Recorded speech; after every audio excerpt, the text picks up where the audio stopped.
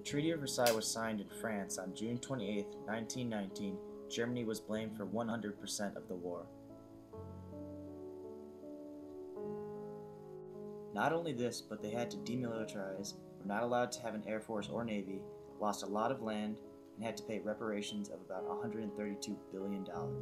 Many of the German people, including Hitler, never agreed with this treaty in the slightest. They had to accept because their backs were up against the wall.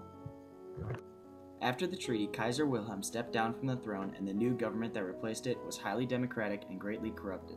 The people were hoping that the new government was going to satisfy their rights and break the shackles by giving Germany a rebirth and making it one of the world's leading powers.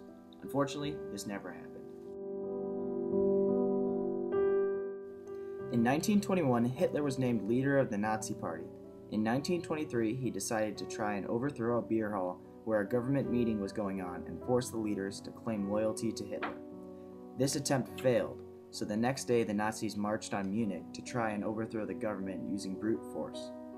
This attempt was brought to an end thanks to the police force, and Hitler was jailed. A year later, Hitler was brought out from jail, and this was when he decided that the Nazis were going to take a path of legality and win over Germany using the ballot box.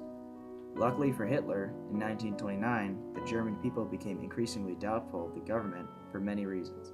The humiliating peace treaty, the suffering brought on by the Great Depression, the high rates of inflation, and the continual fighting of Germany's leading political parties.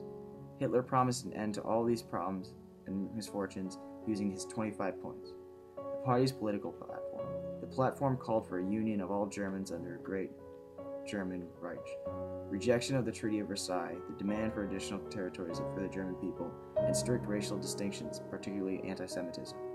As the years went on, Hitler gained more power until his Nazis were the most powerful political party in all of Parliament. Finally, in 1932, President Paul von Hindenburg offered the chancellorship to Hitler, which he accepted. 4 weeks later, a communist named Marinus von der Lubbe set the main political building called the Reichstag in Berlin on fire. This burning of the Reichstag allowed Hitler to show the people of Germany that the communists were threatening the nation. At the election, Hitler then won more than 50% of the votes because of the people disliking the communists. Paul von Hindenburg also allowed Hitler to pass many laws shunning the communists from the German society and making their party illegal because of what they had done to the Reichstag.